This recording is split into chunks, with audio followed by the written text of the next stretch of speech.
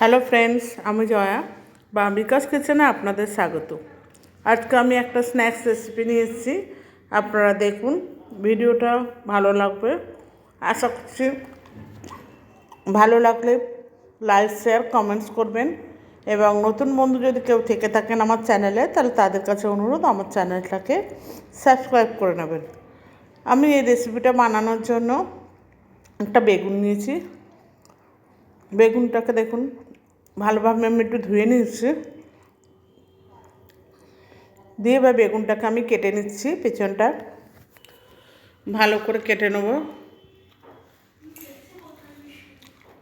খোসাটাকে আমি একটা আলু ছাড়ানোর মেশিন দিয়ে খোসা ছাড়িয়ে নিচ্ছি। ঠিক যেভাবে আলু ছাড়াই সেইভাবে আমি এটাকে বেগুনটাকে খোসা ছাড়িয়ে নিচ্ছি। এটা খোসা দিয়েও করতে পারেন, তবে আমি এটা খোসাটা ছাড়িয়ে নিচ্ছি। এইভাবে খোসাটাকে ছাড়িয়ে নেব।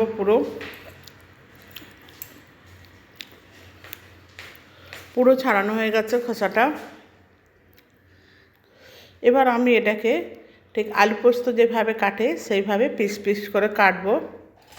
নতুন বন্ধু যদি কেউ থেকে থাকেন আমার চ্যানেলে, তাহলে তাদের কাছে অনুরোধ আমার চ্যানেলটাকে সাবস্ক্রাইব করে নেবেন এবং পাশে থাকা বেল আইকনটা অতি অবশ্যই প্রেস করবেন, যাতে আমি যখন কোনো ভিডিও আপলোড করব সবার প্রথম আপনাদের কাছে পৌঁছায়। এবং পুরনো বন্ধুরা এতদিন যেভাবে সাপোর্ট করেছেন আমাকে, সেইভাবে সাপোর্ট করবেন। নতুন এবং পুরনো বন্ধু উভয়কে আমার আন্তরিক ভালোবাসা। আমার পাশে থাকবেন প্লিজ। আর ভিডিওটা কেউ স্কিপ করে দেখবেন না, এটা আমার অনুরোধ। প্লিজ প্লিজ কেউ স্কিপ করবেন না, স্কিপ করলে কেউ বুঝতেও পারবেন না। সুতরাং আমার অনুরোধ, আপনারা কেউ স্কিপ না করে দেখুন। এবার আমি এটাকে বেগুনটাকে লম্বা লম্বা করে কেটে ঠিক আলু পোস্তর মতো পিস করে নিচ্ছি।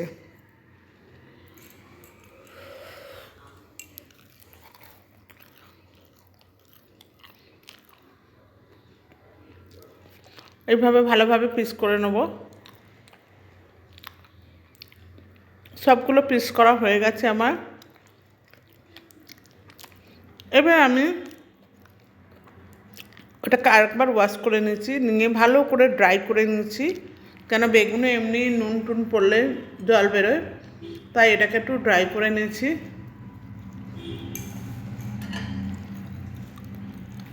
এবার আমি এখানে একটু দিয়ে দিলাম চাট মশলা,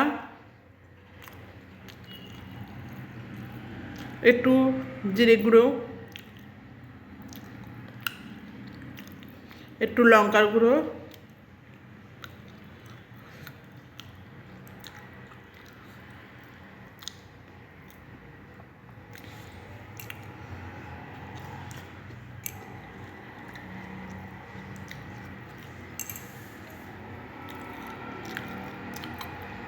আর দিয়ে দিচ্ছি একটু ম্যাগি মশলা। এবার এগুলো সব কটা দিয়ে সব উপকরণগুলোকে আমি ভালোভাবে মাখিয়ে নিচ্ছি। আমি এখন লবণ দেবো না, লবণ দিলে জল ছেড়ে দেবে, তাই জন্য আমি লবণটা পরে মেশাবো। ভালো করে আমি মাখিয়ে নিয়েছি। এইবার আমি লবণ দিলাম, দিয়ে আমি এটাকে লবণটাকেও মাখিয়ে নিচ্ছি।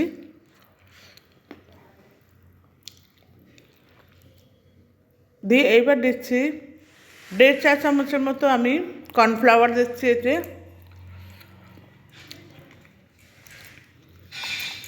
লবণ দেওয়ার সাথে সাথে আমি কর্নফ্লাওয়ারটা মাখিয়ে নিচ্ছি, কারণ যাতে জল যাতে না বেরোয়। আর আমার এতে জল দিতেও লাগবে না, কেন বেগুনের একটুখানি জল বেরোয়।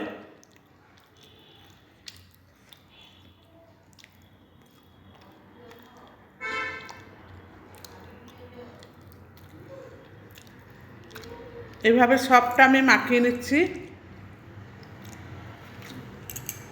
পুরো মাখানো হয়ে গেছে। এবার আমি এখানে 1 চা চামচের মতো আমি একটু বেসন দিয়ে দিচ্ছি।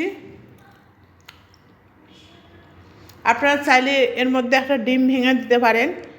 যেহেতু আমি এটা নিরামিষ করছি, তাই জন্য এখানে আমি ডিম বা আদা রসুন বাটা কিছুই দিইনি, আপনারা চাইলে দিতে পারেন। মাখানো হয়ে গেছে। এবার আমি কড়াইতে একটা কড়াইতে তেল বসে দিয়ে তেল দিয়ে দিচ্ছি। গরম হয়ে গেছে কড়াইটা।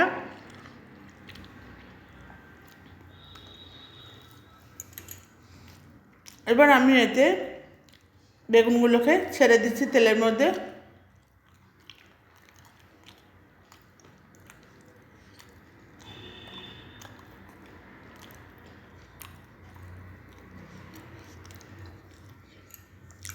বেগুনি তো সবাই রাস্তাঘাটে মানে সব রকমভাবে কিনে খেয়েছেন।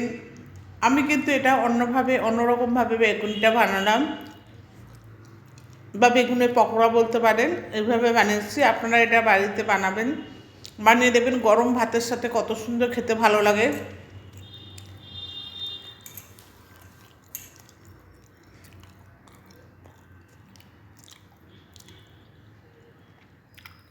এভাবে নেড়ে চেড়ে আমি ভেজে নিচ্ছি পুরোটাই।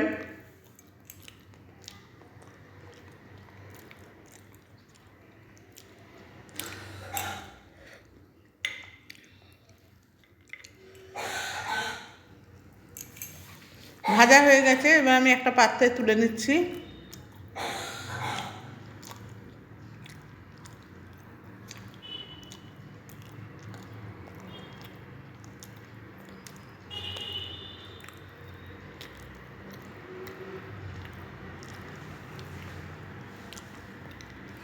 বাকিগুলোও আমি আবার তেলের মধ্যে দিয়ে দিচ্ছি। সমস্ত বেগুনগুলো আমি এভাবে ভেজে নেব। বন্ধুরা, যদি ভিডিওটি ভালো লাগে অতি অবশ্যই লাইক শেয়ার কমেন্টস করবেন। আর ভিডিওটা প্রথমে লাইক দিয়ে দেখবেন প্লিজ।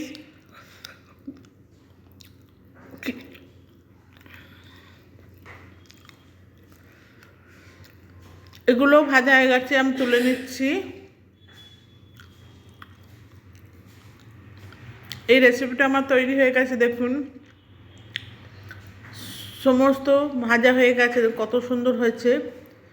এটা গরম ভাতের সাথে খেতে বা চায়ের সাথে খেতে ভীষণ ভীষণ ভালো লাগবে, মুড়ির সাথে খেতেও ভালো লাগবে। ভিডিওটি শেষ পর্যন্ত দেখার জন্য ধন্যবাদ।